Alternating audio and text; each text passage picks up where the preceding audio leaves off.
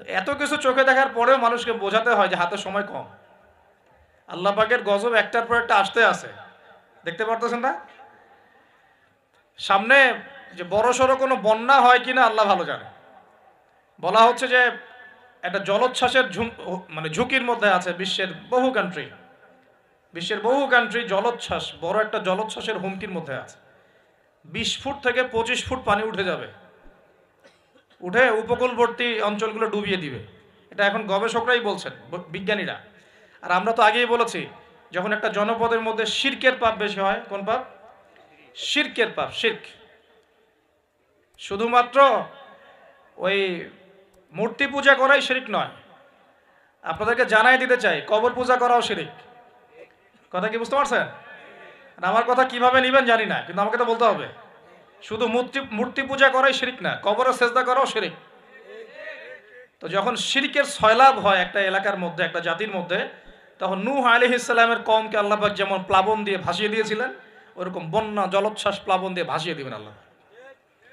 কারণ নোংরামি ধুইতে হলে অনেক পবিত্র পানির দরকার আর কি। আর শিরক হচ্ছে সবচেয়ে নোংরা জিনিস। আল্লাহর জমিনের সবচেয়ে নোংরা জিনিস কি? শিরক। এগুলো তো গেল ধর্মতাত্ত্বিক শিরক।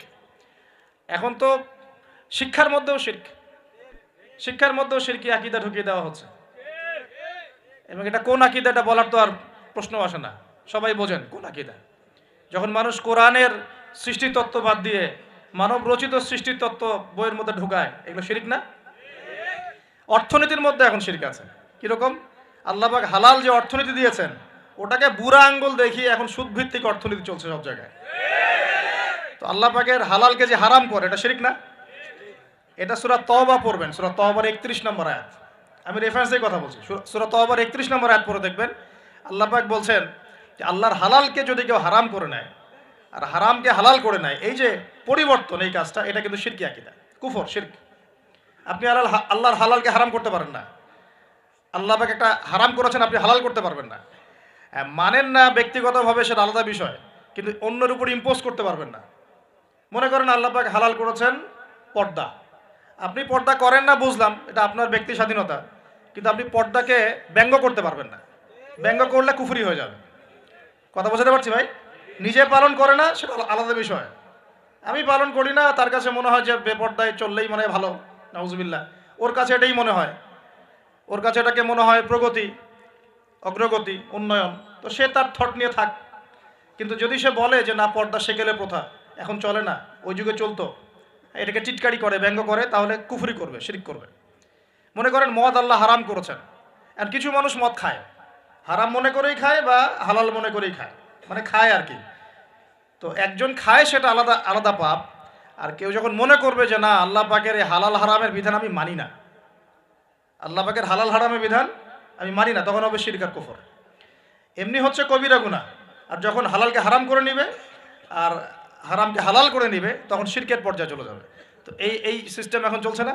আল্লাহ পাকের সুদ ভিত্তিক, আল্লাহ পাকের হালাল অর্থনীতি বাদ দিয়ে সারা বিশ্বে এখন সুদ ভিত্তিক অর্থনীতি চলছে না? বুঝেন না এগুলা? অর্থনৈতিক অবস্থা ভালো না। আস্তে আস্তে বিশ্বের মধ্যে ভয়াবহ অর্থনৈতিক সংকট দেখা দিবে, এবং এই সংকটটা ফেস করবে মূলত এই মধ্যবিত্ত শ্রেণী আর নিম্ন মধ্যবিত্ত শ্রেণী। খুব ধনী দেশের কোনো সমস্যা হবে না, যারা মিডল ক্লাস কান্ট্রি বা আরেকটু নিচু মানের কান্ট্রি অর্থনৈতিক দিক থেকে, এদের সামনে ভয়াবহ একটা অবস্থা ফেস করতে হবে। সময় যাইতে দেন, আস্তে আস্তে সব স্পষ্ট হয়ে যাবে, আপনারাই বুঝতে পারবেন। অলরেডি গরিব মানুষ হাহাকার করা শুরু করেছে, অলরেডি হাহাকার করা শুরু করেছে। বড় লোকের তো কোনো সমস্যা নাই, গ্যাস, তেল, চাল, ডাল সব কিছুর দামও যদি বাড়ে, বড় লোকের কোনো সমস্যা আছে? আমার তো কোনো সমস্যা নাই, আমি তো খেতে পারতেছি, কোনো না কোনোভাবে খেতে পারতেছি। কিন্তু যে কৃষক, মজুর, শ্রমিক, হ্যাঁ, যারা গরিব মানুষ, এরা তো আমার মতো না। আমার জন্য 4 বার বিদ্যুতের দাম বাড়লেও কোনো সমস্যা নাই। 1000, 1500, 2000, 3000 আপনি ইফোর্ট দিতে পারছেন, আপনার তো সমস্যা নেই। কিন্তু যে ব্যক্তির মাসিক আয় 3000 টাকা, সে কি করবে? এটা আমি অনেকদিন আগে বলেছি, কারণ এটা বলেছি বৈশ্বিক অর্থনৈতিক সংকটের কারণে। পুরো বিশ্বে একটা ইকোনমিক সংকট চলছে। এখন এই কথাগুলো যেগুলো বলছে, এগুলোর সাথে কিন্তু আমাদের ইসলামিক সমাজ ব্যবস্থা জড়িত আছে। আমি ওদিকে আসতেছি। তো প্রথমে বোঝেন যে এটাও শিরকি একটা সিস্টেম চলতেছে। আর বিশ্বে যে শিরকটা চলতেছে বড়, সেটা আরো ভয়াবহ। সেটা কি? বিশ্বের যারা মোরল, যারা এখন বিশ্ব চালায়, তারা বলতেছে এক কথায় যে ধর্মের কোনো দরকার নাই বিশ্বে। বিশ্বে ধর্মের কোনো দরকার নাই, ধর্মগ্রন্থেরও দরকার নাই, ধর্মীয় বিধানেরও দরকার নাই। এই বিশ্ব চালাবো আমরা, বিশ্বের বিধান রচনা করব আমরা, বিশ্বকে পরিচালনা করার মূলনীতি বানাবো আমরা, বিশ্বের মানুষকে চালাবো আমরা। আমরা নাউজুবিল্লাহ বলছি ঠিকই, বিশ্ব চলছে এইভাবে। এখানে আল্লাহর আসমানি কিতাব, কোরআন, হাদিস, শরিয়া, ইসলামী সমাজ, এগুলো বুড়া আঙ্গুল সব। কেউ টাইম দেয় না এগুলো। খালি মুখে মুখে বক ধার্মিকতা দেখায়। জুমার দিনে সে নামাজ পড়ে, ঈদের নামাজ পড়তে আসে, তারাবির নামাজ পড়তে আসে, দাড়ি রাখছে, পাগড়ি পড়ছে, এটা বক ধার্মিকতা। আগে ভিতর ঠিক করতে হবে তো। ভিতরটা কি? ভিতরটা হচ্ছে তাবারাকাল্লাযী বিয়াদিহিল মুলক। সূরা মুলকের 1 নম্বর আয়াতে কি বলছেন আল্লাহ পাক? তাবারাকাল্লাযী বিয়াদিহিল মুলক। বরকতময় সেই আল্লাহ। এই আল্লাহ পাক মহাবিশ্ব সৃষ্টি করেন নাই? এই মহাবিশ্ব কে সৃষ্টি করছে? এই পুরো মহাবিশ্বে পৃথিবীর মতো কোটি কোটি কোটি কোটি গ্রহ আছে না? আছে কি নাই? এই পুরো মহাবিশ্বে কার হুকুম চলে? ওই পুরো মহাবিশ্বে কি জিবরাইল আলাইহিস সালামের হুকুম চলে? আল্লাহর কোনো ফেরেশতার হুকুম চলে? কোনো নবীর হুকুম চলে? তাহলে কোনো মানুষের হুকুম চলার কোনো প্রশ্ন ওঠে? পুরো মহাবিশ্বের কোটি কোটি গ্যালাক্সি, কোটি কোটি গ্রহ নক্ষত্রে আল্লাহর হুকুম চলে। সূর্য পর্যন্ত ডোবার পরে আল্লাহর কাছে পারমিশন নেয়, আল্লাহ আগামীকাল উঠবো, আল্লাহ বলেন ওঠো, তাহলে উঠবে। একদিন আল্লাহ বলবেন না, ওঠার দরকার নাই, সূর্য তখন উল্টা দিক থেকে উঠবে, পশ্চিম দিক থেকে। ওই দিন কিয়ামত হয়ে যাবে। যেদিন কিয়ামত হবে ওইটা হচ্ছে আল্লাহ পাকের ক্রোধের বহিঃপ্রকাশ, মানে রাগ থাকে না, যে ধৈর্য ধরতে ধরতে ধরতে ধরতে এক সময় যখন আপনার আর আপনি আর পারতেছেন না, তখন একটা হাইপার হয়ে যান না মাঝে মাঝে। তখন মনে হয় যে আশপাশে যা আছে ভেঙে চুরে একাকার করে ফেলেন না। ওই যে পৃথিবীর নিচে যে আগ্নেয়গিরিগুলো আছে, শক্তি সঞ্চার করতে করতে করতে করতে এক পর্যায়ে বিস্ফোরিত হয়ে যায়, তখন আর পৃথিবীবাসীর তো কোনো হুঁশ, তখন আর উপায় থাকে না। তো এরকম কিয়ামতের দিনটা হচ্ছে আল্লাহ পাকের ক্রোধের বহিঃপ্রকাশ। মানে এক হুকুমেই পুরো মহাবিশ্বের সব গ্রহ ধ্বংস হয়ে যাবে, এক হুকুমে। তাই পুরো মহাবিশ্বে আল্লাহ ছাড়া কারো হুকুম চলে? আল্লাহ সেটাই বলছেন, তাবারাকাল্লাযী বিয়াদিহিল মুলক। বরকতময় সেই আল্লাহ যার হাতে সমস্ত ক্ষমতা। যার হাতে কি ভাই? মুলক মানে কি? রাজত্ব। এখনকার তোমরা যারা পলিটিক্যাল সায়েন্স পড়ো আর পড়াও, তোমাদের বা আপনাদেরকে বলছি, রাজত্ব মানে কি? রাজত্বের ইংরেজি প্রতিশব্দ কি? সভরেন্টি। মানে বলেন, সভরেন্টি মানে কি? সার্বভৌমত্ব। মানে কি? সার্বভৌমত্ব। আল্লাহ পাক বলছেন মহাবিশ্বের সার্বভৌমত্ব আমার হাতে। সুবহানাল্লাহ। কার হাতে? মহাবিশ্বের সার্বভৌমত্ব কার হাতে? সভরেন্টি কার হাতে? দুনিয়াতে এই সভরেন্টি, সার্বভৌমত্ব মানুষের হাতে। বুঝেন নাই মনে হয়? এই দুনিয়াতে সভরেন্টি, মুলক, সার্বভৌমত্ব এখন আল্লাহর হাতে নাই, মানুষের হাতে। মানুষ যা মনে করে তাই চালায়। এখন আল্লাহ পাকের বিধান, আল্লাহ, রাসূল, এগুলো বাদ। তো এটা হচ্ছে সবচেয়ে বড় শিরক সারা বিশ্বের। এটা সারা বিশ্বের সবচেয়ে বড় পর্যায়ে শিরক। তো শিরকে ডুবে আছি আমরা, এটাকে বোঝেন। আমি তো বলছি না যে এখন এই প্রবলেমসগুলোকে রাতারাতি সলভ করা যাবে, এমনটা তো বলছি না। বলছি পুরো ওয়ার্ল্ডে এরকম শিরকি একটা সিস্টেম প্রতিটা ক্ষেত্রে চলছে। কিভাবে সলভ করবেন সেটা পরের বিষয়, আগে তো বুঝতে হবে কোথায় আছে বিশ্ব এখন। তো আমরা দেখলাম যে বড় বড় সেক্টর যেগুলো একটা বিশ্বের, ধর্ম, সংস্কৃতি, অর্থনীতি, জিওপলিটিক্স এবং পরিবার তো আছেই, পাশাপাশি আমাদের এই আরেকটা কি, ওয়ার্ল্ড অ্যাফেয়ার্স। এই প্রতিটা ক্ষেত্রে আল্লাহ পাকের তাওহীদকে পাশ কাটিয়ে মানুষের মন গড়া বিধান দিয়ে চালানো হচ্ছে কিনা? হচ্ছে কিনা? বুঝতে পারছেন না মনে কথা? সুদ কি মানুষের বিধান না আল্লাহর বিধান? বলেন, আরো খোলামেলা বলি, সুদ কি মানুষের বিধান না আল্লাহর বিধান?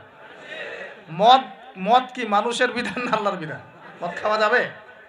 মদ খাওয়া যাবে? বেপরদায় চলা যাবে, এটা কি মানুষের বিধান না আল্লাহর বিধান?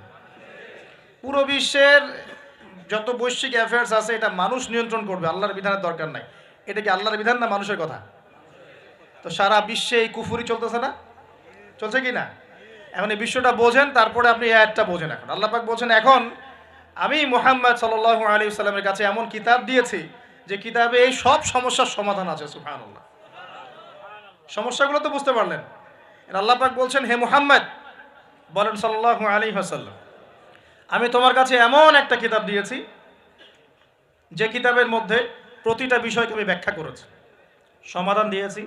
এটা হেদায়েত, এটা রহমত, এটা বুশরা, সুসংবাদ কাদের জন্য?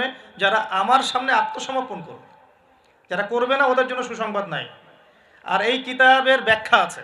এই কিতাব একাই আপনাকে পথ দেখাবে না, হাদিসের প্রয়োজন আছে। এটা আমরা পেলাম সূরা নজম আয়াত নাম্বার 3-4 এবং সূরা হাশর আয়াত নাম্বার 7, যে রাসূল সাল্লাল্লাহু আলাইহি ওয়াসাল্লাম নিজের মন গড়া কোনো কথা বলতেন না। তিনি সেটাই বলতেন যে আল্লাহ ওহী করতেন। আর আল্লাহর রাসূলের আদেশগুলো আমরা পাচ্ছি হাদিসে, নিষেধগুলো পাচ্ছি হাদিসে। সো কোরআন এবং হাদিস এই দুটোকে মিলে আল্লাহ পাকের এখন ওহী নাজিল হচ্ছে। কোথায় নাজিল হচ্ছে? আইয়ামে জাহিলিয়াতে। কোথায় ভাই? এই কিতাব কোথায় নাজিল হয়েছে? বাংলাদেশে, পাকিস্তানে, সিরিয়ায়? কোন যুগে নাজিল হয়েছে? ওই ব্যাবিলনের যুগে, নাকি ওই চাইনিজ সভ্যতার যুগে, নাকি ওই রাশিয়ার বলশেভিক ওই বিপ্লব ওই সব যুগে? কোন যুগে নাজিল হয়েছে? আবু জেহেলের যুগে। কোন যুগে ভাই? আবু জেহেলের নাম শুনেছেন তো? আবু জেহেলের যুগটাকে আমরা বলি আইয়ামে জাহিলিয়াতের যুগ। আবু জেহেল ছিল ওই যুগের নেতা। দারুন নাদওয়া ছিল তার পার্লামেন্ট। তার পার্লামেন্টের নাম কি? দারুন নাদওয়া। সেখানে আবু জেহেল, আবু লাহাব, উতবা, সাইবা, রাবিয়া এরা সব বসে বসে বুদ্ধি পাকাইতো আর কি করতে হবে কি করতে হবে না। বাই দ্য ওয়ে, এই আবু জেহেল, আবু লাহাবরা কিন্তু আল্লাহকে বিশ্বাস করত। আল্লাহ বলে যখন আছে এবং আল্লাহর কাছে যে ফিরে যেতে হবে এটাও তারা বিশ্বাস করত কিছু কিছু ক্ষেত্রে। কিন্তু আল্লাহ পাকের কোনো বিধান তারা মানত না। আল্লাহ পাকে পাওয়ার জন্য মাধ্যম পূজা করত। তারা কিন্তু 360টা মূর্তির পূজা এই কারণে করতো না, যে তারা আল্লাহকে বিশ্বাস করে না এমন নয় বিষয়টা। তারা আল্লাহকে বিশ্বাস করত, আল্লাহকে পাওয়ার মাধ্যম হিসেবে তারা এগুলোর পূজা করত। সূরা জুমার পড়েন, সূরা জুমারের 1, 2, 3 আয়াত পড়ে দেখেন আবু জেহেলদের কথা আল্লাহ বলেছেন। তারা বলতো, মা না'বুদুহুম, আমরা এই লাত উজ্জা মানাতের উপাসনা এই কারণে করি, শুধু এই কারণে করি, লিয়ুকাররিবুনা ইলাল্লাহি যুলফা, যে এই লাত উজ্জা মানাত, হবল, এই যে মূর্তিগুলো, এগুলো আমাদেরকে আল্লাহ পর্যন্ত পৌঁছে দিবে, এই কারণে করতো। ওরা কিন্তু আল্লাহকে অস্বীকার করতো না।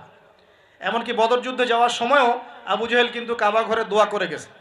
তারা কিন্তু হজ ওমরাও করতো, বিকৃত হজ ওমরা করতো। তো এটা মনে করবেন না যে আবু জেহেলরা আল্লাহকে বিশ্বাস করতো না। এবার আবু জেহেলকে চিনতে পারছেন? আবু জেহেল কেমন ব্যক্তি? যে আল্লাহকে বিশ্বাস করে ঠিকই, কিন্তু আল্লাহ পাকের কোনো বিধান মানতে চায় না। তো এখন এই 90 আবু জেহেলরা আমাদের সমাজে আছে কি নাই বলে? তবে হ্যাঁ, কোরআনের আয়াত থেকে ঝাড়ফুঁক করা যায়, ঝাড়ফুঁক করা যেতে পারে, পানি পড়া খাওয়া যেতে পারে, এবং এই পানি দিয়ে গোসলও করা যেতে পারে ইত্যাদি। কিন্তু আপনি তো ছিঁড়ে ছিঁড়ে ছিঁড়ে ছিঁড়ে খালি গলায়, পায়ে, হাতে ঝুলে রাখতে পারেন না। আল্লাহ পাক আমাদেরকে বোঝার তৌফিক দান করুন। প্রিয় ভাইয়েরা, এখন এতটুকু তো বুঝতে পারলাম যে কোরআন কোন সময় নাজিল হয়েছে। তাহলে ভাই কার যুগে? আবু জেহেলের যুগে। আবু জেহেলের যুগে কি ছিল? এখনকার মতো শিরক ছিল, এখনকার মতো সুদ ছিল, এখনকার মতো মাদক ছিল, এখনকার মতো মেয়েদের অবমাননা ছিল, আরও একটা ছিল এখনকার মতো যে গোত্রীয় হানাহানি। দেখেন না এখন হানাহানি, মারামারি, রাহাজানি, বিশ্বে বিশ্বে, দেশে দেশে, দলে দলে, এই পলিটিক্যাল দল ওই পলিটিক্যাল দলে, আবার এই ধর্মীয় দল এই ধর্মীয় দলে, এই যে হানাহানি, গোত্রীয় হানাহানি, এই হানাহানি ছিল আইয়ামে জাহিলিয়াতের একটা বড় নিদর্শন। তো এরকম একটা সমাজে আল্লাহ পাক কোরআন এবং হাদিস নাজিল করলেন কেন? ইসলামী সমাজ গঠন করার জন্য, যেটা আপনি টপিক দিয়েছেন। এখন ইসলাম কি আর সমাজ কি? ইসলাম হচ্ছে এক কথায় আল্লাহর সামনে আত্মসমর্পণ করা। আল্লাহর সামনে আত্মসমর্পণ মানে কি? আল্লাহ কি আমার সামনে দাঁড়িয়ে আছেন? আল্লাহ পাকে আমার সামনে দাঁড়িয়ে আছেন, আমি গিয়ে পায়ে সেজদা করব? আল্লাহর সামনে আত্মসমর্পণ মানে কি? আল্লাহ পাককে চোখে দেখা যায়? আল্লাহ রাব্বুল আলামিনকে দুনিয়ার কোনো চোখ দেখতে পারবে না। সুবহানাল্লাহ। হ্যাঁ, জান্নাতে যারা যাবে তারা আল্লাহকে দেখতে পারবে ইনশাআল্লাহ। আর ইনশাআল্লাহ আমরা আশা করি আমরা সেই কাতারভুক্ত হব ইনশাআল্লাহ। একদিন না একদিন আমরা আল্লাহকে দেখবো ইনশাআল্লাহ। নবীজিকে আয়েশা রাদিয়াল্লাহু আনহা বলছিলেন, আল্লাহ পাককে কিভাবে দেখবে মানুষ ইয়া রাসূলুল্লাহ সাল্লাল্লাহু আলাইহি ওয়াসাল্লাম? তিনি বলছেন যে, তোমরা পূর্ণিমার চাঁদ দেখতে তোমাদের কোনো অসুবিধা হয়? তখন সাহাবীরা বলছেন, না, পূর্ণিমার চাঁদ তো আমরা জাজল্যমান দেখতে পারি। ঠিক এভাবেই তোমরা আল্লাহকে দেখবে ইনশাআল্লাহ। এটা হবে জান্নাতের সবচেয়ে বড় নিয়ামত। জান্নাতের সবচেয়ে বড় নিয়ামত হচ্ছে আল্লাহর দর্শন, দিদার। তো এই দুনিয়ার চোখ আল্লাহকে দেখবে না, তাহলে আল্লাহ পাক কিভাবে আমাদের সাথে যোগাযোগ করবেন? আল্লাহ পাক এই দুনিয়ার মধ্যে কিছু মানুষকে বাছাই করবেন নবুয়ত দেওয়ার জন্য। কি দেওয়ার জন্য? নবুয়ত। যে মানুষদের সাথে আল্লাহ পাক যোগাযোগ করবেন আল্লাহর ওহির মধ্য দিয়ে। কিসের মাধ্যমে? ওহিটা কি সরাসরি নেমে আসবে না কেউ নিয়ে আসবে? এখন কেউ নিয়ে আসবে, কে নিয়ে আসবে? তার নাম হচ্ছে জিবরাইল আলাইহিস সালাম। কি নাম? আল্লাহ রব্বুল আলামিন জিবরাইল আলাইহিস সালামের মাধ্যমে কোরআন সুন্নাহর এই ওহী সর্বশেষ নবী মুহাম্মদ সাল্লাল্লাহু আলাইহি ওয়াসাল্লামের কলবে ওহী করেছেন। খুশি হন নাই? কোন যুগে ওহী করেছেন? আবু জেহেলের যুগে। কোন যুগে? যে যুগটার সাথে আমাদের যুগের মিল আছে। আচ্ছা, এখন আল্লাহ পাক বলেছেন এর সামনে তোমরা মাথা নত করো। মাথা নত মানে কি? জাস্ট মাথাটা নত করে দেওয়া? মাথা নত মানে নিজের ইচ্ছাকে সঁপে দাও, নিজের ইচ্ছাকে সঁপে দাও। মন চাচ্ছে আমি নামাজ পড়বো না, আল্লাহ বলছেন পড়তে হবে, এর নাম সঁপে দেওয়া। মন চাচ্ছে আমি একটু মদ খাই, আল্লাহ বলেছেন খাওয়া যাবে না, হারাম, এর নাম সঁপে দেওয়া। মন চাচ্ছে একটা মেয়ের সাথে একটু কি করি, ডেটিং করি, একটা মেয়েকে নিয়ে ফুর্তি করি, আল্লাহ বলছেন জেনা করা যাবে না, এর নাম সঁপে দেওয়া। মন চাচ্ছে ভরপেট খাই রমজান মাসে, আল্লাহ বলছেন না, রমজান মাসে খাওয়া যাবে না, রোজা রেখে, এর নাম সঁপে দেওয়া। মন চাচ্ছে সম্পদের পাহাড় গর্ব, কাউকে কিছু দিব না, আল্লাহ বলছেন না, নেশাব হয়ে গেলে জাকাত দেওয়া লাগবে, এটা হলো সঁপে দেওয়া। সঁপে দেওয়া মানে কি? আল্লাহ পাকের বিধিবিধানের সামনে নিজের ইচ্ছাকে আত্মসমর্পণ কর, যে আল্লাহ যা বলেছেন আমি তাই করব, যা ছেড়ে দিতে বলেছেন ছেড়ে দিব, দ্যাটস অল। এর নাম ইসলাম। ইসলাম হলো এই বিষয়টার নাম, নিজের ইচ্ছাটাকে আল্লাহ পাকের বিধানের সামনে আত্মসমর্পণ করে দেওয়া। আমরা অনেকেই বলি ইসলাম মানে কি? শান্তি। এই যে শান্তি, এই শান্তি ব্যাখ্যা দিয়ে দিয়ে কি করা হচ্ছে জানেন? ওই যে বদর, উহুদ, খন্দক, খায়বার, হুনাইন, মুতা, এইসব ইতিহাসগুলোকে সরিয়ে দেওয়া হচ্ছে। ইসলাম মানে তো শান্তি। ইসলাম শান্তির সাথে আবার এইসবের কি সম্পর্ক? শান্তির সাথে মোতার যুদ্ধের কি সম্পর্ক? যুক্তি দিচ্ছে শান্তির সাথে বদর যুদ্ধের আদর্শের কি সম্পর্ক? ইসলাম মানে তো শান্তি। ইসলাম মানে শান্তি কখন? ইসলাম মানে হলো আত্মসমর্পণ। যখন একজন মানুষ নিজের ইচ্ছাকে আল্লাহর সামনে সঁপে দিবে, এর মধ্য দিয়ে সে শান্তি অর্জন করবে ইনশাআল্লাহ। মানে নিজের ইচ্ছাকে আল্লাহর সামনে সঁপে দিলে পরে শান্তি পাওয়া যায়। কারণ আমি তো জানি না যে আমার জন্য কোনটা ভালো কোনটা মন্দ। কে ভালো জানে? যিনি আমাকে সৃষ্টি করেছেন। মনে করেন আপনি একটা মোবাইল ফোন বানিয়েছেন, আপনি এটার মেকার বা ক্রিয়েটর। এখন আপনার চেয়ে কি কেউ ভালো জানে এই ফোনের মধ্যে কি আছে? বলেন। আপনি একটা কম্পিউটার ফাংশন করেছেন, একটা সফটওয়্যার তৈরি করেছেন, একটা অ্যাপস তৈরি করেছেন। আপনার চেয়ে কি কেউ ভালো জানবে এই অ্যাপস কি কাজ করতে পারে, এই সফটওয়্যার কি কাজ করতে পারে, এই কম্পিউটারের ফাংশন কি? এখন আল্লাহ পাক পুরো মহাবিশ্ব সৃষ্টি করেছেন, আমাদেরকেও সৃষ্টি করেছেন। এখন আমাদের জন্য কোনটা ভালো কোনটা খারাপ, কোনটা হক কোনটা বাতিল, কোনটা ন্যায় কোনটা অন্যায়, কোনটা করলে আমরা দুনিয়ায় ভালো থাকবো, পরকালে ভালো থাকবো, এটা কি আল্লাহ পাকের চেয়ে ভালো কেউ জানবে? এই সহজ কথাটা বুঝতে এত সমস্যা কিসের? যদি আল্লাহ বলে কেউ থেকে থাকেন, তাহলে তিনি যদি আমাকে সৃষ্টি করে থাকেন, তাহলে তিনি তো ভালো বুঝবেন আমার জন্য কোনটা ভালো কোনটা খারাপ। এখন তিনি যেগুলো ভালো বলেছেন সেগুলো কোরআনে নাজিল করেছেন, যেগুলো খারাপ বলেছেন সেগুলোও কোরআনে নাজিল করেছেন। তিনি তার রাসূলের মাধ্যমে আমাদেরকে জানিয়েছেন কোন কোন বিষয়গুলো ভালো আর কোন কোনগুলো খারাপ। এখন এগুলো যখন প্রমাণ হয়ে যাবে, মেনে নিতে কোনো সমস্যা, মানতে কোনো আপত্তি আছে ভাই? এই মেনে নেওয়ার নাম হলো ইসলাম। মেনে নেওয়ার নাম কি ভাই? ইসলাম। এখন দ্বিতীয় প্রশ্ন হচ্ছে, ইসলাম কি পরিপূর্ণ না অসম্পূর্ণ? উত্তর হচ্ছে আল্লাহ পাক সূরা মাইদার 3 নম্বর আয়াতে বলছেন। কত নম্বর আয়াত? সূরা মাইদার 3 নম্বর আয়াতে আল্লাহ পাক বলছেন যে আল ইয়াউমা আকমালতু লাকুম দীনাকুম, আজকে আমি দ্বীন ইসলামকে একদম পরিপূর্ণ করে দিলাম।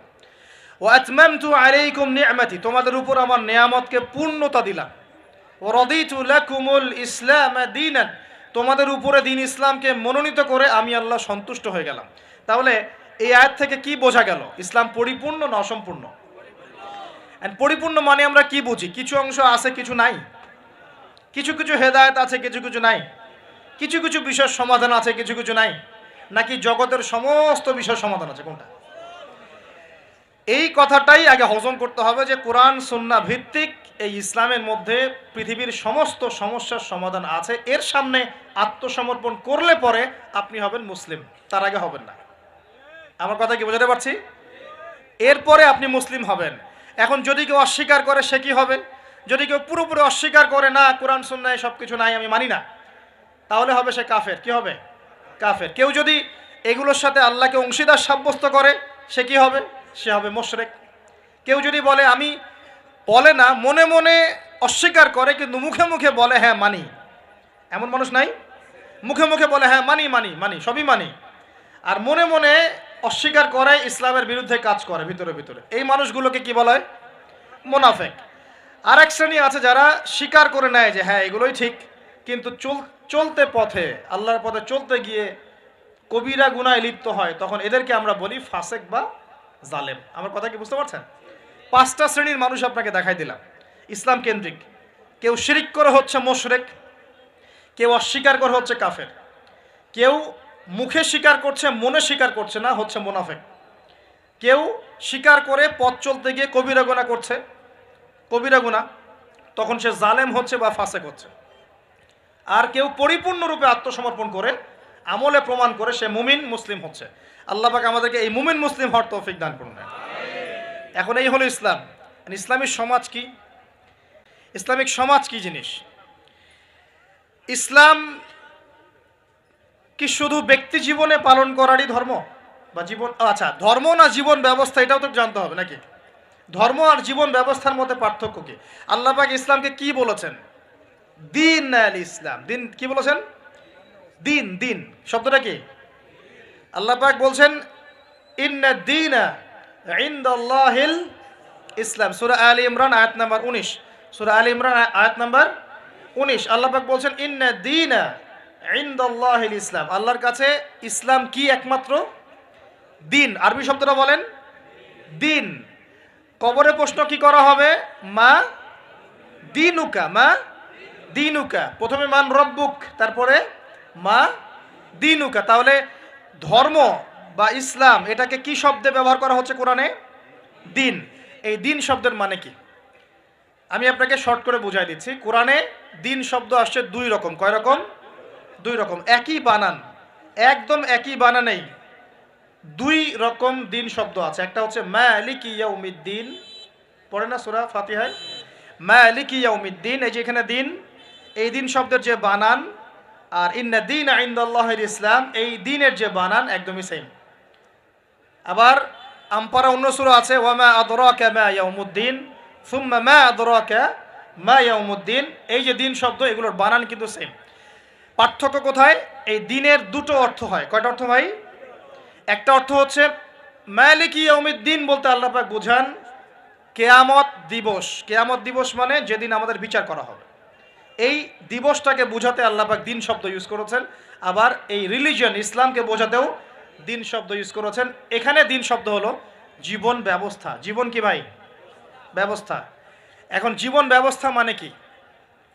জীবন ব্যবস্থা মানে কি যে জীবনের কিছু অংশের হেদায়েত পাওয়া যাচ্ছে, বাকি অংশে পাওয়া যাচ্ছে না, বিষয়টা কি এমন নাকি জীবন ব্যবস্থা মানে জীবনের প্রতিটা ক্ষেত্রে সমাধান আছে এমন?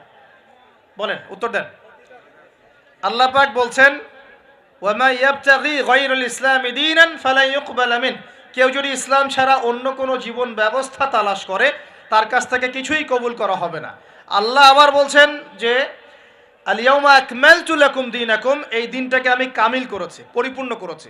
আল্লাহ পাক নিজেই বলছেন এই দিন আমার কাছে গ্রহণযোগ্য। আল্লাহ নিজেই বলছেন এই দিনটাকে আমি কামেল করেছি, পরিপূর্ণ করেছি। আল্লাহ নিজেই বলছেন এই দিন বাদ দিয়ে অন্য দিন কবুল হবে না। তাহলে এই দিন কি অসম্পূর্ণ থাকতে পারে? নিঃসন্দেহে এটা পরিপূর্ণ। এন্ড পরিপূর্ণ মানে কি? ওই যে প্রথমে একটা আয়াত তেলাওয়াত করেছিলাম সূরা নাহল আয়াত নাম্বার 89, আল্লাহ বলেছেন তিবিয়ানান লিকুল্লি শাই, কোরআন সুন্নাহয় আমি সব ব্যাখ্যা করেছি। আরও একটা দলিল দিয়ে দেই, সূরা কাহফ আয়াত নাম্বার 54। কত নম্বর আয়াত ভাই? এগুলো বাসায় গিয়ে চেক করে দেখেন, বাসায় গিয়ে একটু পড়াশোনা করেন, না হলে শুধু শুনবেন এক কান দিয়ে আর বেরো যাওয়ার কান দিয়ে। আর রেফারেন্স চেক করে যদি দেখেন সব ঠিক আছে তখন মেনে নেওয়ার চেষ্টা করেন। আমি আগে বলছি না যে মারার দরকার আছে, আমি এখন বলছি মারার দরকার নাই। বাসায় গিয়ে আগে চেক করবেন, যদি দেখেন হ্যাঁ সব কথা ঠিক আছে তারপরে মানার চেষ্টা করেন। আল্লাহ পাক তৌফিক দান করুন। এখন আসেন, আল্লাহ সূরা কাহফের 54 নম্বর আয়াতে বলছেন যে ওয়ালাকাদ সাররাফনা ফি হাযাল কুরআন লিন-নাসি মিন কুল্লি মাসাল, আমি এই কোরআনে মানব জাতির জন্য প্রতিটা বিষয়কে ব্যাখ্যা করেছি। এবার আরও স্পষ্ট হয়ে গেল ইসলাম, কোরআন এবং সুন্নাহয় এমন কোনো বিষয় নাই যা নাই। এই হলো পরিপূর্ণ জীবন ব্যবস্থা। জীবন ব্যবস্থার কয়টা দিক থাকে? সহজ করে বলছি 6টা দিক। কয়টা দিক? জীবন ব্যবস্থা মানে আপনার ধর্মীয় জীবন আছে, ধর্মীয় জীবন কি একটু বোঝেন এখানে? ধর্মীয় জীবন মানে এখানে আপনি নামাজ, রোজা, হজ, যাকাত, তাসবিহ, তাহলিল, জিকির, আজগার এই কাজগুলো করেন, এগুলো আপনার ধর্মীয় কাজ, ঠিক আছে? আচ্ছা, একটা একটা জীবন হলো আপনার পারিবারিক জীবন। পারিবারিক জীবনে আপনার বিয়ে শাদী, সন্তান প্রতিপালন, স্ত্রীদের হক আদায়, মা বাবা, ভাই বোন ইত্যাদি, এই যে পুরো একটা পরিবার বন্ড, এই যে সিলাতুর রাহিম, আত্মীয়তার রক্তের সম্পর্ক, এটা আপনি রক্ষা করেন, এটা হলো আপনার পারিবারিক লাইফ। 2 নাম্বার। 3 নাম্বার হচ্ছে আপনার একটা সাংস্কৃতিক জীবন আছে, মানে আপনি কি সংস্কৃতি ফলো করবেন, কোন কালচার ফলো করবেন, এটা একটা জীবন আছে। 4 নাম্বার হচ্ছে আপনার ইকোনমিক লাইফ, আপনার অর্থনৈতিক জীবন। এখানে আপনি ব্যবসা বাণিজ্য, চাকরি বাকরি, মুআমালাত এই বিষয়গুলো করবেন। 5 নাম্বার আপনার পলিটিক্যাল লাইফ, যেখানে আপনি আল্লাহ পাকের খলিফার দায়িত্ব পালন করবেন। আর 6 নাম্বার হচ্ছে গ্লোবাল অ্যাফেয়ার্স, মানে আপনি পুরো ওয়ার্ল্ডকে ডিল করবেন কিভাবে, যদি আপনি রাষ্ট্রের প্রধান হন বা আপনার রাষ্ট্রের দায়িত্ব থাকে। তো এই 6টা বিষয়কে নিয়েই মোটামুটিভাবে আমাদের এই জীবন। এর বাইরে কি জীবনে কোনো ক্ষেত্র আছে নাকি? বুঝেন নাই মনে হয়? ধর্ম আমাদের জীবন না, অর্থনীতি আমাদের জীবন না, পরিবার আমাদের জীবন না, আমাদের সংস্কৃতি, আমাদের রাজনীতি, সমাজ এবং বিশ্ব, এর বাইরে কিছু আছে নাকি? এই হলো দুনিয়া। এর বাইরে পরকাল আছে। এর বাইরে কি? পরকাল। ওই পরকালে তো মুক্তির জন্যই কোরআন সুন্নাহ এবং ইসলাম, নাকি? এটা তো আমাদের গন্তব্য। দুনিয়ার প্রতিটা সমাধানও ইসলামে পাচ্ছি। এখন তাহলে বুঝতে পারলাম ইসলামী সমাজ মানে কি। ইসলামী সমাজ মানে যে সমাজে শুধুমাত্র কোরআন এবং সুন্নাহ চলে, অন্য কিছু চলে না। কথা কি ক্লিয়ার হচ্ছে না? বুঝাতে পারছি না? আচ্ছা, একটু নড়াচড়া কম করেন। আমরা খুব লম্বা আলোচনা করবো না ইনশাল্লাহ, একটু ধৈর্য ধরেন। সমাজ ব্যবস্থা বুঝাতে পারলাম কি ভাই? সমাজ ব্যবস্থা কি? ইসলামী সমাজ ব্যবস্থা কি? মানে যে সমাজের মধ্যে আল্লাহর ওহী, কোরআন এবং সুন্নাহ, আল্লাহ পাকের বিধান চলে, বাইরে কিছু চলে না। এর বাইরে কি চলতে পারে? এর বাইরে যদি এমন কিছু চলে, লিসেন ভেরি কেয়ারফুলি, এর বাইরে যদি এমন কিছু চলে যেটার সাথে কোরআন সুন্নাহর সংঘর্ষ হচ্ছে, তাহলে সেটাকে ধরে একদম ছুঁড়ে ফেলে দিতে হবে। কথা বুঝতে পারছেন? সমাজে ইসলামী সমাজ আমরা বুঝলাম যে ইসলামী সমাজ মানে যেখানে কোরআন সুন্নাহ ভিত্তিক, আল্লাহ পাকের ওহীর ভিত্তিক সমাজ চলে। এখন এই সমাজে যদি কোরআন সুন্নাহর সাথে সাংঘর্ষিক কিছু চলে, এটাকে ধরে তুলে ছুঁড়ে ফেলে দিতে হবে, এর নাম ইসলাম। এর সাথে আমরা আপোষ করতে পারবো না। আর যদি দেখা যায় সমাজে কিছু জিনিস চলছে যেগুলোর সাথে ইসলামের সাংঘর্ষিকতা নাই, গান বাজনা সাংঘর্ষিকতা নাই, হ্যাঁ, গান বাজনার সাথে সাংঘর্ষিকতা নাই, বোঝাচ্ছি আমি মূলনীতি বলে সহজ করছি, উদাহরণ তো দিব ইনশাআল্লাহ। সমাজে এমন কিছু চলছে যেগুলোর সাথে ইসলামের সাংঘর্ষিকতা নাই, সেগুলো আমরা গ্রহণ করতে পারবো, কোনো সমস্যা নেই। পারবো কি না? মনে করেন একটা সমাজের মানুষ, ট্রেডিশন আছে, এরা মেহমানদেরকে খুব আপ্যায়ন করায়, এমন আছে না অনেক সমাজ? আছে কি নাই? এই কাজটা কি কোরআন সুন্নাহর সাথে সাংঘর্ষিক? তাহলে আমরা সমাজের অংশটা রাখবো কেন? রাখবো না। একটা সমাজে আমরা দেখলাম যে মেয়েরা মাশাআল্লাহ পর্দা তো করেই, পাশাপাশি যখন তারা তাদের গৃহস্থলী কাজগুলো করে, তখনও দেখা যায় যে একটা শালীন পোশাক পরে বাসায় কাজকর্ম করছে। এটা ওদের কালচার। আমরা এই কালচারটা রাখতে পারবো না? একটা সমাজে দেখা যাচ্ছে যে এতিমদের ব্যাপারে সমাজের লোকজন খুব সফট, এটা কি কোরআন সুন্নাহর সাথে সাংঘর্ষিক? না। আমরা কি রাখতে পারবো না? একটা সমাজে দেখা যাচ্ছে যে মানুষ এই বৃক্ষরোপণ করতে খুব পছন্দ করে, এমনও কিছু সমাজ আছে, গাছ লাগাইতে সবুজ শ্যামল প্রকৃতি খুব ভালো লাগে, আছে না এমন সমাজ? এই জিনিসটা কোরআন সুন্নাহর সাথে সাংঘর্ষিক? তো রাখতে পারবো না আমরা এটা। এরকম এক্সাম্পল দিয়ে শেষ করা যাবে না। এরকম অগণিত কাজ আছে যেগুলো কোরআন সুন্নাহর সাথে সাংঘর্ষিক নয়, কিন্তু সমাজে চলছে, এগুলোকে ইসলামিক সমাজের আওতাভুক্ত করা যাবে ইনশাআল্লাহ, কোনো সমস্যা নেই। কিন্তু যদি সমাজে এমন কিছু চলে যেগুলো কোরআন সুন্নাহর সাথে সরাসরি সাংঘর্ষিক, যেমন এই যে কারো বিয়ে হলে ধুমধারাক্কা গান হয় কি না? হয় না? এখন এই সংস্কৃতিটার সাথে কোরআন সুন্নাহর আপত্তি আছে। এখন আমরা এটাকে সামাজিকীকরণ করতে পারবো না, ইসলামী সামাজিকীকরণ করতে পারবো না, বরং এটাকে ঐক্যবদ্ধভাবে প্রতিরোধ করতে হবে। সমাজে মনে করেন কোনো সমাজে জুয়া চলে না? তো এই জুয়ার সাথে কি কোরআন সুন্নাহর অনুমতি দেওয়া আছে না সাংঘর্ষিকতা আছে? কন্ট্রাডিকশন আছে না? যেহেতু কোরআন সুন্নাহর সাথে কন্ট্রাডিক্টরি বিষয়, আমরা এই জুয়ার সংস্কৃতি এখানে চলতে দিতে পারি না, বরং আমরা এটাকে প্রতিহত করার চেষ্টা করব। একটা সমাজের মধ্যে মনে করেন বেহায়াপনা, ফ্রি মিক্সিং, জেনা, এগুলোকে উস্কে দেওয়া হচ্ছে। এই প্রতিটা বিষয়ের সাথে কোরআন সুন্নাহর আপত্তি আছে। তাহলে এই জিনিসগুলোকে কি আমরা ইসলামী সমাজ ব্যবস্থা আনতে পারবো? তাহলে আমার বক্তব্য মনে হয় বোঝার খুব বেশি কঠিন হচ্ছে আমার মনে হচ্ছে না। ইসলামী সমাজ ব্যবস্থায় কোন কোন বিষয় থাকতে পারবে? সর্বপ্রথম আল্লাহ পাকের ওহী থাকতে পারবে। ওহীর বাদ দিয়ে অন্য কিছু চলবে না। কি কি চলবে? যেগুলোর সাথে ওহীর কোনো সাংঘর্ষিকতা নাই। ওহীর কোনো সাংঘর্ষিকতা নাই এমন বিষয় চলতে পারে। চায়ের জন্য বিখ্যাত আপনারা না, এটা আছে না? আচ্ছা, এখন এটা কি কোরআন সুন্নাহর সাথে সাংঘর্ষিক? এটা একটা সংস্কৃতি। আপনাদের বাসায় গেলে আপনারা চা খাওয়ান এবং এটার সাথে আপনার সংস্কৃতি আছে। আগর আতরের আপনাদের বিজনেস আছে। এই জিনিসটা কি কোরআন সুন্নাহর সাথে সাংঘর্ষিক? বাংলাদেশের অন্য কোনো সমাজে কি আগর আতর এরকমভাবে আছে? আপনাদের সমাজে আছে। তো এটা কিন্তু কোরআন সুন্নাহর সাথে সাংঘর্ষিক নয়। তাহলে আমি এটাকে অবশ্যই ইসলামাইজড করতে পারবো। চায়ের ব্যাপারটা আমি ইসলামাইজড করতে পারবো। কিন্তু যদি একটা সমাজে দেখেন, ঢাকার মতো কান্ট্রি শহরে গিয়ে দেখলেন মেয়েরা ছেলের পোশাক পরে ঘুরে বেড়াচ্ছে, তো এখন এই জিনিসটাকে কি আপনি ইসলামের সাথে, ইসলামের আওতায় আনতে পারবেন? পারবেন না। এই হলো ইসলামী সমাজ, মানে যেখানে আল্লাহর ওহী চলে, অন্য কিছু চলে না। হ্যাঁ, কি চলতে পারে? ওহীর সাথে সাংঘর্ষিক বিষয় নাই এমন বিষয় চলতে পারে, কোনো সমস্যা নেই। সেটা রাজনীতিতেও চলতে পারে, সেটা সমাজেও চলতে পারে, সেটা অর্থনীতিতেও চলতে পারে, সেটা আমাদের সংস্কৃতিতেও চলতে পারে, সেটা আমার পরিবার ধর্মেও চলবে ইনশাআল্লাহ। মানে প্রতিটা ক্ষেত্রেই চলতে পারবে যদি কোরআন সুন্নাহর সাথে সাংঘর্ষিক না হয়। আল্লাহ পাক আমাদেরকে বোঝার তৌফিক দান। এখানে কিন্তু প্রযুক্তি অন্তর্ভুক্ত হতে পারে। প্রযুক্তি যেমন এক সময় নবী সাল্লাল্লাহু আলাইহি ওয়াসাল্লামের যুগে ছিল ঘোড়া এবং গাধা, তাই না? উট, ঘোড়া, গাধা, এগুলোর উপরে তারা যুদ্ধ করেছে। এখন দেখা যায় যে মিসাইল, রকেট লঞ্চার, হ্যাঁ, পারমাণবিক ওয়েপেন্স, সভ্যতা চেঞ্জ হয়েছে এবং টেকনোলজি চেঞ্জ হয়েছে। এখন কি এটা কি কোরআন সুন্নাহর সাথে সাংঘর্ষিক হলো? এটা প্রযুক্তি। প্রযুক্তিগত বিষয়গুলোকে আমরা অবশ্যই সামাজিকীকরণ করতে পারবো, কোনো সমস্যা নেই। মিডিয়া, এই মিডিয়ার মধ্য দিয়ে ইসলাম প্রচার করা যাবে কি না? যাবে। তাহলে মিডিয়াকে আমরা সামাজিকীকরণ করতে পারবো যদি আমরা এটাকে সঠিকভাবে ব্যবহার করতে পারি। এই বিষয়গুলো আমরা মাথায় রাখবো আর কি। কিন্তু যখন মিডিয়ার মধ্য দিয়ে আপনি ভুল তথ্য প্রচার করবেন তখন পারবেন না। আবার যখন ওই পারমাণবিক ওয়েপেন্স আপনি মাজলুমের উপর ফেলে দিবেন তখন সেটা আপনি অ্যাপ্লাই করতে পারবেন না। তো বস্তুবাদী বিষয়গুলো আমরা নিব, কোনগুলো? যেগুলো আমরা ইসলামিকভাবে ইউজ করতে পারি, অনইসলামিক ইউজিং না হয়, অন্যের হক নষ্ট না হয়, বা আল্লাহর দ্বীনের কোনো ক্ষতি না হয় ইনশাআল্লাহ তাআলা, সেক্ষেত্রে আমরা এগুলোকে গ্রহণ করতে পারবো। ইসলামী সমাজ আমরা বুঝলাম, ইসলাম কি এক কথায় বুঝলাম, এবং ইসলাম কোন যুগে নাজিল হয়েছে এটাও বুঝলাম। ওই যুগের সাথে আমাদের বর্তমান সমাজ যে মিল আছে এটাও বুঝলাম। এখন ওই যুগটা চেঞ্জ করেছিলেন কারা?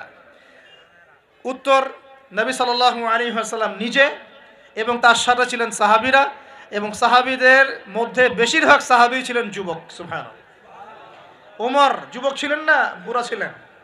হামজা যুবক ছিলেন না বৃদ্ধ ছিলেন? হুজাইফা যুবক না বৃদ্ধ ছিলেন? উসমান রাদিয়াল্লাহু আনহু তখন যুবক ছিলেন না বৃদ্ধ ছিলেন? জাফর ইবনে আবি তালেব, আলী ইবনে আবি তালেব, বেলাল ইবনে রাওয়াহ, আব্দুর রহমান বিন আউফ, যাইদ ইবনে হারেসা, আব্দুল্লাহ বিন মাসউদ, নাম নাম জানা না জানা অসংখ্য সাহাবী, বেশিরভাগ যুবক ছিলেন না বৃদ্ধ ছিলেন? তো নবী সাল্লাল্লাহু আলাইহি ওয়াসাল্লাম কাদেরকে নিয়ে সমাজটা পরিবর্তন করলেন? যুবকরা একটু মনোযোগ দেন, এই অংশটুকু আপনাদের জন্য স্পেশাল। এখান থেকে ফিনিশিংয়ের দিকে যাবো ইনশাআল্লাহ। তো নবী সাল্লাল্লাহু আলাইহি ওয়াসাল্লাম কাদেরকে নিয়ে ওই আবু জেহেলের সমাজ পরিবর্তন করলেন? বলেন। এবং কি হাতে নিয়ে করলেন? আল্লাহর ওহী, মানে কোরআন এবং হাদিস। এটাকে শুধু মুখে মুখে আমল করে বলেছেন না, নিজে আমল করে দেখিয়েছেন? নিজে বিশ্বাস করেছেন, স্বীকৃতি দিয়েছেন, আমল করেও দেখিয়েছেন, মানুষকে দাওয়াতও দিয়েছেন। এখন একা একা করেছেন না সবাইকে নিয়ে করেছেন? তার মানে ইউনিটি লাগবে। কি লাগবে ভাই? একা একা পারা যাবে না। এই যে আমি একা একা লেকচার দিয়ে যাচ্ছি, আসলে আমি দিন কায়েম করতে পারবো না। এখানে আমি আপনাকে দিনের কিছু নসিহত করতে পারবো, কিছু দাওয়াত দিতে পারবো, কিন্তু আমি কিন্তু এখানে দিন কায়েম করতে পারবো না। একা একা দিন কায়েম করা যায়, একা একাও যায় না, এক শ্রেণীর মানুষকে নিয়েও যায় না। মুসলিমদের মধ্যে মনে করেন যে মুসলিমদের মধ্যে একটা এলাকার মুসলিম আছে, মনে করেন 1 লাখ, কথার কথা বলছি, 1 লাখের মধ্যে 1000 মানুষ সব কিছু বোঝে, বাকিরা এতটা বোঝে না। ওদেরকে বোঝাতে হবে। ওদের কি করতে হবে? বোঝাতে হবে। ওই আমরা যদি মনে করি আমি 1000 আমি সব করতে পারবো, ভুল করবেন। তখন তখন কি হবে? জাহেলিয়াতের সংখ্যা গরিষ্ঠতার স্রোতে আমি হারিয়ে যাব। কথা বুঝতে পারছেন? নবী সাল্লাল্লাহু আলাইহি সাল্লাম কিভাবে করেছেন? তার আগে আমি একটু প্রশ্ন করি, কত বছর লেগেছে তার সমাজ পরিবর্তন করতে? বলেন। 23 বছর। এই তো মাশাআল্লাহ। 23 বছর পরে ওই মক্কায়, ওই আবু জেহেলের যুগেই, আবু জেহেলের সেই যুগ কি আর বাকি থাকলো? 23 বছর পর কি শিরক ছিল ওই যুগের মধ্যে? আর মক্কায় কোনো সুদ ছিল? মক্কায় কোনো মাদক, কোনো জেনা, ব্যভিচার, মেয়েদের শ্লীলতাহানি, ধর্ষণ, জেনা, হ্যাঁ, গুম খুন, তারপরে আপনার এই যে গোচ্চ হানাহানি, মারামারি, কোনোটা কি আর বাকি ছিল? মানে 23 বছরের সমাজ টোটাল নিট অ্যান্ড ক্লিয়ার, সাফ। কত বছর? 23 বছর। কিভাবে করলেন? প্রথমত তিনি ওহির জ্ঞানের চর্চা করেছেন, নিজে আমল করেছেন, সাহাবীদেরকে শিখিয়েছেন, এবং সাহাবীরা সবাই মিলে দাওয়াতি কাজ করে একটা জনসমষ্টি তৈরি করেছেন কি না? প্রথমে কি নবী সাল্লাল্লাহু আলাইহি ওয়াসাল্লাম প্রকাশ্যে দাওয়াত দেওয়া শুরু করেছেন? না।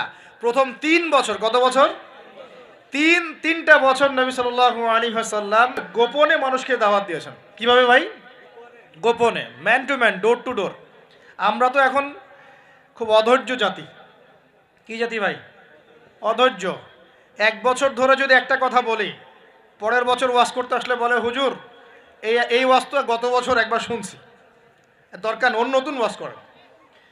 এমন করে না মানুষ? নবী সাল্লাল্লাহু আলাইহি ওয়াসাল্লাম 3 বছর গোপনেই দাওয়াত দিয়েছেন। তিনটা বছর। কাদেরকে দাওয়াত দিয়েছেন?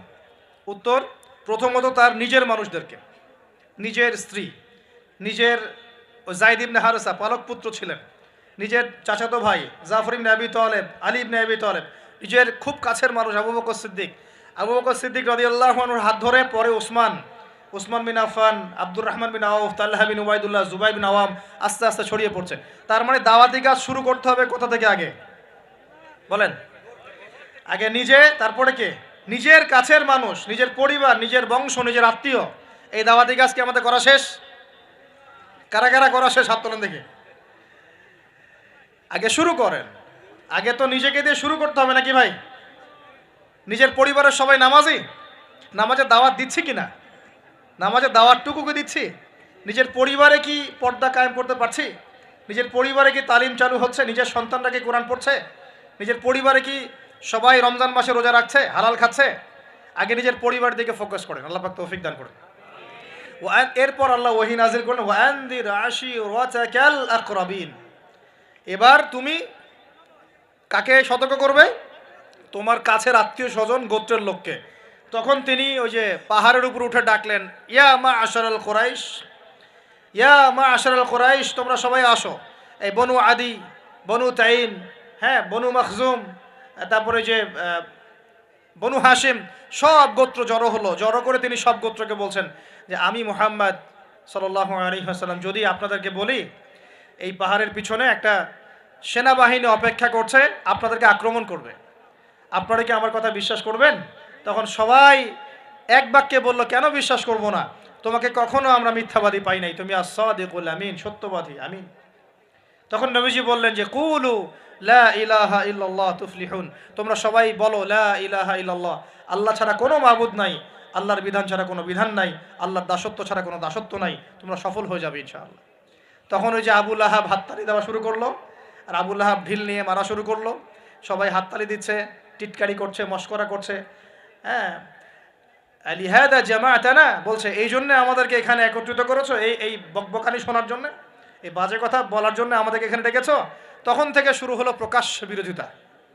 এবার শুরু হলো ইটপাটকেল, শারীরিক নির্যাতন, মানসিক নির্যাতন, বয়কট, এইটা সেইটা সব।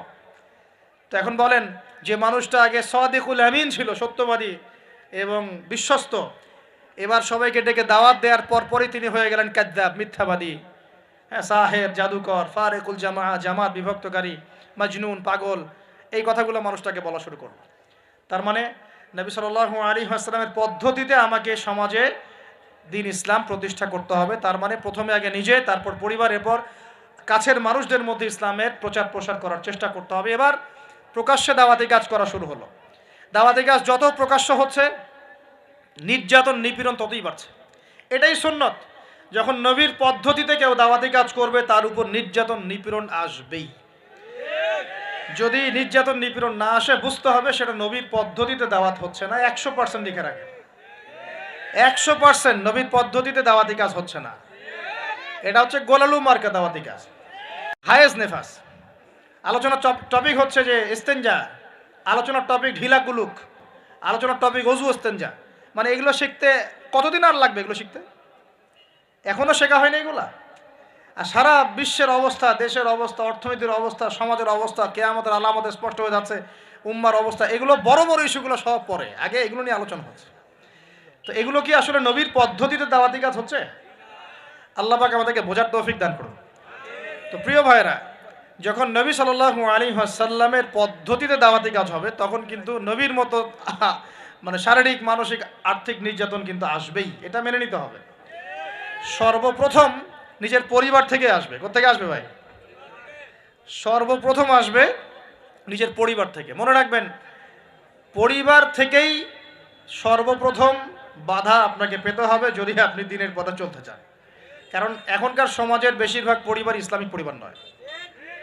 কোনো কোনো সময় পারিবারিক সাপোর্টের অভাবে দিনদার অনেক মানুষও দেখা যায় ট্র্যাক থেকে বিচ্যুত হয়ে যায়, এমন হয় না? পারিবারিক সাপোর্ট একটা বড় জিনিস। আমাদের নবী সাল্লাল্লাহু আলাইহি ওয়াসাল্লামকে চতুর্দিক থেকে মানুষ আক্রমণ করলেও পরিবারে তার স্ত্রী খাদিজা রাদিয়াল্লাহু আনহা তাকে বুকে আগলে রেখেছিলেন। এটা অনেক বড় একটা মানে প্রশান্তির জায়গা, যে সমাজের মানুষ আপনার এগেনস্টে কাজ করছে কিন্তু পরিবারে গিয়ে আপনার স্ত্রী আপনার কাছে, আপনার অনুগত, তাকে সে আপনাকে বুস্ট আপ করছে, আপনাকে উৎসাহ দিচ্ছে, আত্মবিশ্বাস দিচ্ছে, আপনি কিন্তু আবার পথ চলতে পারবেন ইনশাআল্লাহ। এই জন্য আমি বারবার বলি যে বিয়ে যদি করতেই হয় তাহলে দিনদার একজন নেককার মেয়েকে বিয়ে করেন, খাদিজা রাদিয়াল্লাহু আনহার মতো একটা মেয়েকে বিয়ে করেন। আর যদি ওই যে দিনদার ক্যাটরিনা খুঁজতে যান তাহলে সারা জীবন ওই পস্তাইতে হবে আর কি। আল্লাহ বোঝার তৌফিক দান করুন। দিনদারিতা দেখে বিয়ে শাদী করেন। চাচা আবু তালেব তিনি কিন্তু মুসলিম নন, অমুসলিম হয়েও তাকে পারিবারিকভাবে সাপোর্ট দিচ্ছেন। পারিবারিকভাবে সাপোর্টটা অনেক ইম্পর্টেন্ট। আর যখন পরিবার থেকে সাপোর্ট থাকে না তখন মানুষ কিন্তু ট্র্যাক থেকে সরে যায়। যাই হোক, গভীরে যাই না। নবী সাল্লাল্লাহু আলাইহি ওয়াসাল্লাম যখন দাওয়াতি মিশন শুরু করলেন, ইসলামের সমাজ প্রতিষ্ঠার চেষ্টা করতে লাগলেন, তখন এই পারিবারিক বাধা, আত্মীয়দের মধ্য থেকে বাধা, সামাজিক বাধা আসতে লাগলো। এক পর্যায়ে হিজরত করতে হয়েছে আবিসিনিয়ায়, তারপর তায়েফ, তারপরে গিয়ে মদিনায়। এখন মদিনায় আলহামদুলিল্লাহ আল্লাহ রাব্বুল আলামিন দিনটাকে প্রতিষ্ঠা করলেন এবং সেখানে নবীকে শক্তিশালী করলেন, সাহাবীরা শক্তিশালী হলেন, আস্তে আস্তে গাজওয়াগুলো হলো, সারিয়াগুলো হলো। এক পর্যায়ে উইদিন 8 থেকে 10 বছরের মধ্যে যে নিঃস্ব হাতে মক্কা থেকে তারা গেলেন মদিনায়, সেই মক্কাই তারা জয় করলেন বিনা বাধায়, বলা যায় অলমোস্ট বিনা বাধায়। প্রায় লক্ষাধিক সৈন্য, লক্ষাধিক সাহাবীদেরকে নিয়ে পুরো মক্কায়, জাজিরাতুল আরবের মধ্যে দিন প্রতিষ্ঠা হয়ে গেল। হলো কি না? কত বছর সময় লাগছে ভাই বলেন? 23 বছর। আর রাহিকুল মাকতুম বইটা পড়েন তাহলে আপনি ধাপগুলো বুঝতে পারবেন কিভাবে হয়েছে। আমি পয়েন্ট আউট করছি যে কোন কোন পয়েন্টের দিকে তারা বেশি ফোকাস করেছে, কোন কোন কাজগুলো তারা বেশি করেছেন, এবং যুবকদেরকে দিয়েই কাজগুলো করানো হয়েছে। এবং এই কাজগুলো যদি আজকেও বাংলার যুব সমাজ করতে পারে, ইনশাআল্লাহ 23 বছর লাগবে না আমাদের, ইনশাআল্লাহ 23 বছর লাগবে না ইনশাআল্লাহ। কারণ আল্লাহ পাক তো তার নবীর মাধ্যমে জানিয়েছেন যে আখিরুজ জামানে আস্তে আস্তে কি হতে যাচ্ছে সামনে। আগে তো এটা জানা ছিল না যে তখন কি হবে, এখন তো আমরা জানি যে সামনে কি হতে যাচ্ছে। আমরা তো জানি যে ইসলাম কায়েম হচ্ছে সামনে ইনশাআল্লাহ, এটা লিখা হয়ে গেছে। তো আপনি হতাশ হচ্ছেন কেন? আমরা এখানে যারা বসে আছি, আমরা কেউ যদি বেঁচেও না থাকি, আল্লাহ না করুক, তারপরও দিন কায়েম হবে। বাংলাদেশে এখন যত আলেম ওলামা আছে না, সবাই যদি মারা যায় তাও দিন কায়েম হবে। অতএব ইসলামী সমাজ তো সামনে আসছে, বুঝতে পারলাম। এখন আমার পয়েন্ট, আমার মানে ফাইন্ড আউট করা পয়েন্টগুলো হচ্ছে এই কয়েকটা পয়েন্ট। আমি 10টা পয়েন্ট বলছি এখানে। এক, নবী সাল্লাল্লাহু আলাইহি ওয়াসাল্লাম সাহাবীগণ, স্পেশালি যুবক সাহাবীগণ, সাহাবীদের মধ্যে বেশিরভাগই যুবক ছিলেন। যুবকরা আপনারা ভালো করে বোঝার চেষ্টা করেন, তারা ইসলামী সমাজ প্রতিষ্ঠার জন্য প্রথমত নিজের আগে জ্ঞান চর্চা করেছে। কি করেছেন ভাই? নিজেরা আগে কোরআন হাদিসের জ্ঞান চর্চা করেছেন। যত বড় বড় লেকচার দেন, নারায়ে তাকবীর, আল্লাহু আকবার স্লোগান তোলেন, আইওয়াজ শোডাউন যাই করেন, জ্ঞান চর্চা না করা পর্যন্ত দিন প্রতিষ্ঠা হবে না। জ্ঞান চর্চা করতে হবে। রাজি আছি ইনশাআল্লাহ ভাই? আমরা রাজি আছি তো ইনশাআল্লাহ যে আমরা আল্লাহ পাকের কোরআন এবং নবীর সুন্নতের জ্ঞান অর্জন করবো ইনশাআল্লাহ। এবং জ্ঞান অর্জন একটা ধারাবাহিক প্রক্রিয়া, একদিন 2 দিন করে থেমে যাব না। আমরা প্রতিদিন একটু একটু একটু একটু করে আগাবো ইনশাআল্লাহ। একটা রুটিন ফিক্স করে নেবেন, ডেইলি 1 ঘন্টা করে আপনি পড়াশোনা করার চেষ্টা করেন। আমি অনেক লেকচারে কিছু সিলেবাস বলেছি, আপনাকে কোরআন পড়তে হবে, আরবি ভাষা শিখতে হবে, হাদিসের কিতাবগুলো পড়বেন, ইতিহাস, ইসলামের ইতিহাস পড়বেন, ইসলামিক অর্থনীতির বইগুলো পড়বেন, বড় বড় রিনাউন্ড ওলামা একরামদের বইগুলো পড়বেন, সিরাত পড়বেন, আকিদার বই পড়বেন, ফিকহের কিছু বই পড়বেন। মানে আপনার একটা ক্লাসিক্যাল পড়াশোনার ধারা থাকতে হবে। এবং এই পড়াশোনা একা একা করা যাবে না। কিছু বই আপনি একা হয়তো পড়তে পারবেন, কিন্তু অনেক কিতাব আছে যেগুলো আপনি একা পড়তে পারবেন না। আপনার বিজ্ঞ ওলামায়ে কেরামের সোহবত দরকার আছে। এটার দায়িত্ব আপনি খুঁজে বের করবেন কার সোহবতে আপনি যেতে চান। আল্লাহ পাক আপনাকে তৌফিক দান করুন।